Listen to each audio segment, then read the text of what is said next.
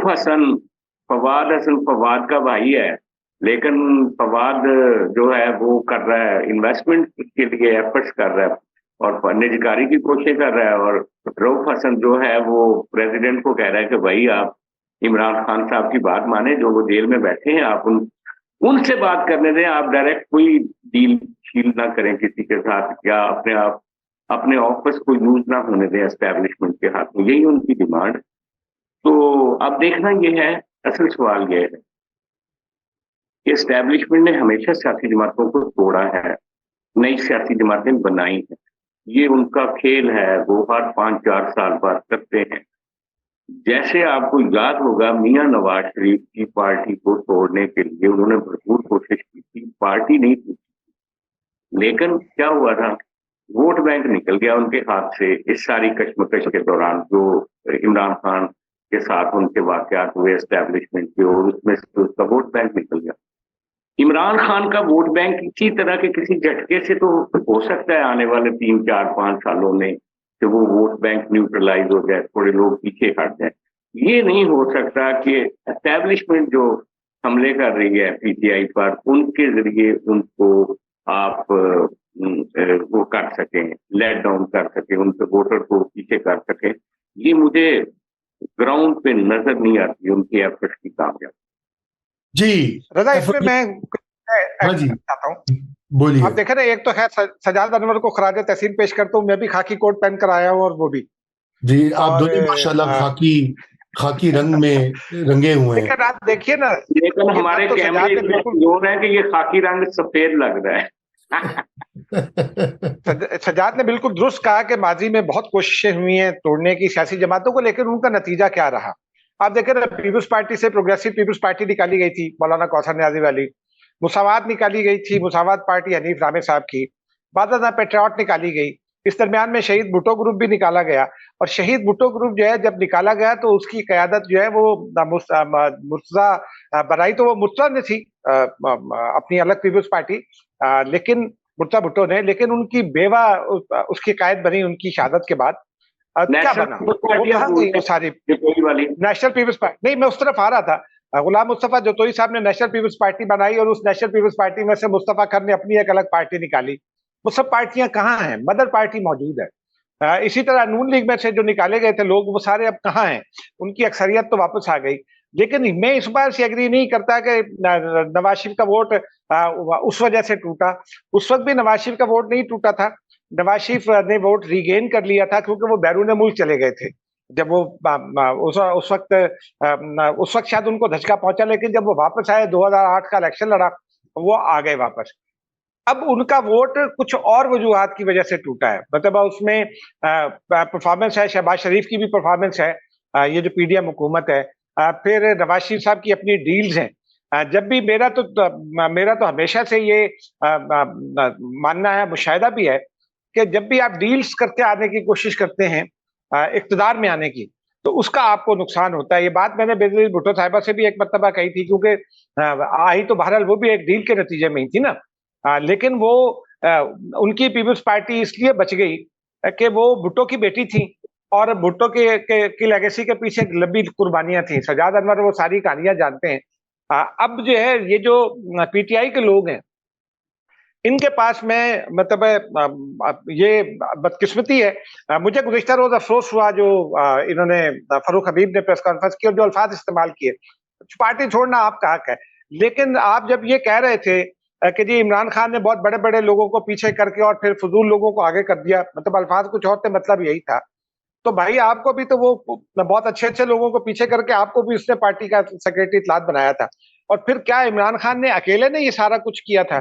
आप उसको घेर के इस जगह पर ले गए हैं जहां से इमरान खान तो पाताल में गिर रहा है और आप अब जहांगीर तरीन के जहाज में जा रहे हैं। तो ये सारी कोशिशें जो ना माजी में भी कामयाब नहीं हुई थी, अब भी कामयाब नहीं होंगी। हाँ, कोई एक नई पॉलिटिकल मूव शुरू हो जाए, उसमें शायद कुछ चीजें कामयाब हो जाएं, या इमरान खान की सजा एस्टेब्लिश हो जाए और ये लोगों को ये समझ में जब आ जाएगी कि इमरान खान अब सियासत में सजा हो चुकी है, सियासत में उसकी वापसी 10-15 साल नामुमकिन है। नवाज शरीफ को सियासत में वापसी की इजाजत मिल सकती है तो बाद की कोई एस्टेब्लिशमेंट इमरान खान को मिला सकती है, लेकिन इसके लिए 10 से 12 साल 15 साल लगेंगे। تو اگر 10 سے 12-15 سال کے بعد عمران خان نہیں ہوں گے 10 سے 12-15 سال تک، تو پھر شاید ان کی پارٹی کا ووٹ بینک ٹوٹے، اور وہ مجھے یہ لگتا ہے کہ وہ نون لیگ کی طرف پھر بھی نہیں جائے گا جو عمران خان کا ووٹ. جی سجاد صاحب، اجاز صاحب کا تو میرے خیال سے رابطہ منقطع ہو گیا ہے، آ گئے دوبارہ. تو میرا نہیں خیال کہ 10-15 سال لگیں گے.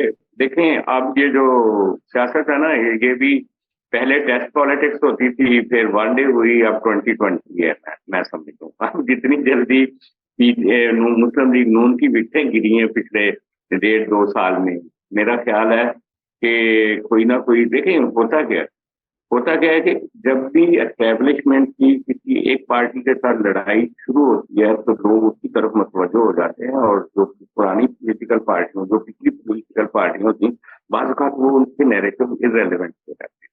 نواز شریف کا یہی ہوا تھا. نواز شریف آیا بعد میں، حالانکہ اینٹی اسٹیبلشمنٹ کو پیپلز پارٹی، لیکن نواز شریف نے وہ جگہ بڑی جلدی سے بھری. اور آپ کو یاد ہوگا کہ جب میاں نواز شریف نے گجرانوالہ جلسہ میں باجوہ کے اوپر اور فیض کے اوپر بات کی تھی اور بڑا دلیرانہ بیان کیا تھا، اس کے نتیجے میں گجرانوالہ کے جلسے میں موجود تھا اس وقت. جتنے بڑی ریسپشن تالیوں کی صورت میں اور نعروں کی صورت میں عوام نے دی تھی ان 2 جرنیلوں کے نام دینے پہ، میں اس کو کبھی بھی اس مومنٹ کو بھول نہیں سکتا.